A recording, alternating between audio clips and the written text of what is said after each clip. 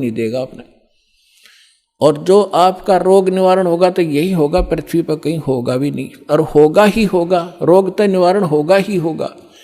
बाकी संतान भी परमात्मा अगर चाहेगा तो सब कुछ कर सकता है। उसका एक लंबा इतिहास है, फिर बताऊंगा, ऐसी बात नहीं। यहाँ हजारों ऐसे प्रमाण हैं जिनके 10-10 वर्ष, 12-12 वर्ष और 15-15, 20-20 वर्ष ब्याह न हो गए थे और बच्चा नहीं था। सारे सब आजकल तो सारे जो है ना ये भौतिक और सारे ट्रीटमेंट हैं, ये भी करवा के छक लिए थे मालिक ने, उनको भी संतान दे दी। ये तो कोई बड़ी बात नहीं है, लेकिन हमारा आपका मूल उद्देश्य मोक्ष हो। आइए अब हम उन श्रद्धालुओं के अनुभव जानते हैं जो जगत गुरु तत्वदर्शी संत रामपाल जी महाराज जी से दीक्षा प्राप्त कर चुके हैं तथा उनके द्वारा बताए गए भक्ति मार्ग पर चल रहे हैं। नमस्कार बहन जी। सत साहेब। क्या शुभ नाम है आपका? कविता रानी है। कविता रानी जी, आप कहाँ से आए हैं? अम्बाला जिला, गांव बकनौर। संत रामपाल जी महाराज से नाम दीक्षा लेने से पहले आप क्या भक्ति साधनाएं करते थे? जी, भक्ति साधना तो ऐसे करते थे जैसे सभी लोग करते हैं। हम लोग पहले सिख समाज से खत्री थे हम जात में, जैसे गुरुद्वारे जाना दोनों टाइम। और ऐसे मैंने पहले भी 5-6 साल अमृत हरमंदर साहब अकाल तख्त से नाम अमृत छक्या हुआ था पहले मैंने।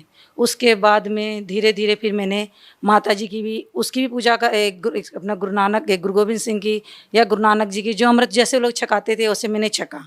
और छकने के बाद में मेरी समझो मेरी हो गई।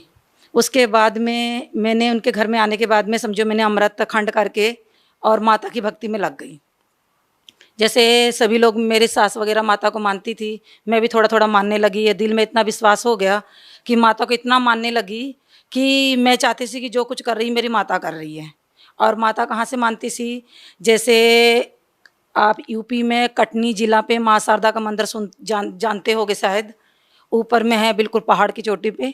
और वहाँ से मेरे छोटे होते मैं एक बार अपने डैडी मम्मी के साथ में ज़रूर गई थी, और वहाँ से इतनी भक्ति बन गई कि जो अमृत भी छके वैसे वो भी मैं खंड करके माता के चरणों में लग गई।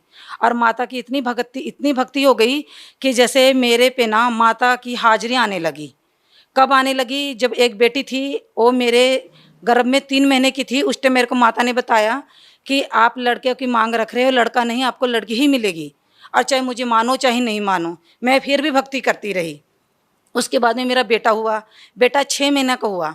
6 महीने के बाद में वो माता ने मेरे समझो जैसे नराते 9 होते हैं और 8 नराते में मैंने माता की जोत लाई, और उस पर ही माता ने मेरे शरीर पे प्रवेश करके और ऐसे हो गई जैसे मुझे पता नहीं लगने लगा कि मैं क्या करूं। फिर माता को मैं बेटा मेरा 6 महीने का था और माता मेरे शरीर पे आके, माता भी क्या हो तो बाद में गुरु के चरण में आने से बाद से पता लगा हमें कि भूत प्रेत भी होते हैं। हमें नहीं पता था कि भूत प्रेत भी होते हैं, और मैं इस बात में विश्वास भी नहीं करती थी कि भूत प्रेत होते हैं।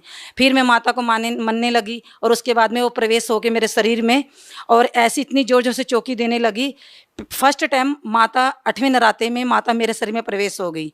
और उसके बाद में फिर 6 महीने के बाद, फिर साल के बाद, ऐसे आते आते फिर वो आई महीने टाइम मेरे को पकड़ ली। वे जैसे आई पूर्णवासी, जैसे कहीं माता का जग होना, कहीं भंडारे होने, कहीं टोल बजना, मैं वहीं चले जाती थी। और वहाँ जाके मैंने हाजिरियाँ देनी। इतना मेरा बुरा हाल हो जाता था कि घर में रात में रोटी भी नहीं बनती थी मेरे पे। फिर मेरी जैसी सहेली हो गई, मेरे पड़ोसी हो गई, मेरे अब तो रिश्तेदारों ने भी मेरा साथ छोड़ दिया था। क्यों छोड़ दिया था कि ये अकेली है, हम ये ऐसे रहती है, हम इसका कब तक साथ देंगे।